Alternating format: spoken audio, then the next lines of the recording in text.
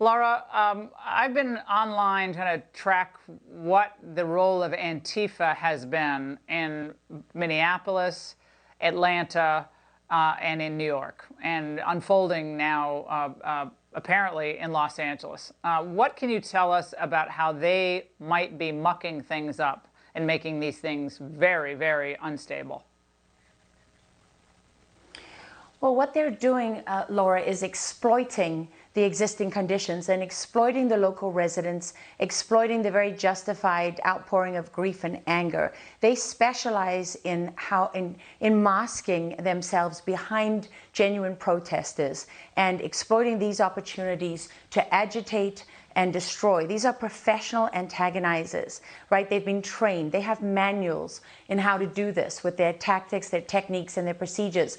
And if you look at them in the crowd, you can start to pick them out because they're very different to the rest of the protesters. They typically wear black, all dressed in black, not always. They have different levels in the hierarchical structure.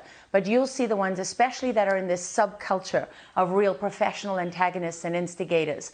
And they wear all in black. They often have equipment on their backs. They'll have gas masks that aren't the typical gas masks. Those are the expensive ones. They'll have SDLR cameras, which cost thousands and thousands of dollars that the average protester doesn't have.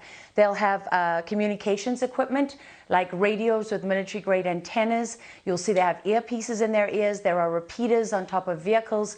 And these people come from the outside. And this is something I've spoken today to counterterrorism people, law enforcement, intelligence people, and what all of them complain about is the fact that law enforcement has not been doing anything about the proliferation of these cells all across this country for years now. They've existed for a long time, but in the age of social media, the word that was used was supercharged, right? They've become supercharged, and they're able to influence an extraordinary amount of people. So you don't need a lot of them. You have them, and you have these professional agitators. They use and exploit the people around them. And what's happened in Minneapolis that's really interesting to people who study these groups is a confluence of Black Lives Matter and Antifa, because ironically, you know, they make it all about the racial divide and this terrible racist injustice. But Antifa is mostly white. And they don't really care. They don't care about uniting the U.S. They don't care about getting rid of racism. Their slogans are about abolishing the police, right? They use sayings like the only good cops are dead cops. So they're not looking to reform the system or fix the system or anything like that.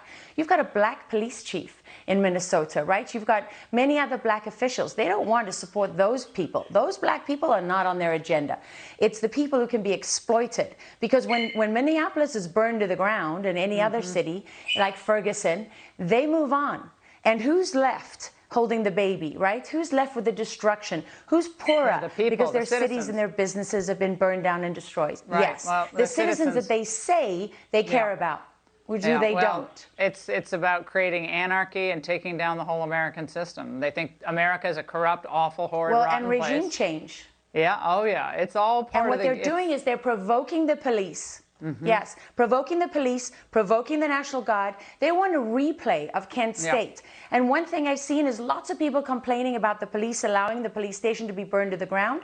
What Antifa wanted was the police to defend that building and to fight with them and capture those images of the evil policeman with his weapons, you know, attacking the innocent civilian. And they denied them that opportunity. That was very strategic and in many ways very smart. But what they have to do now is map those cell phone networks, map the finances, follow the money, as always. Yeah, Laura, we got to poll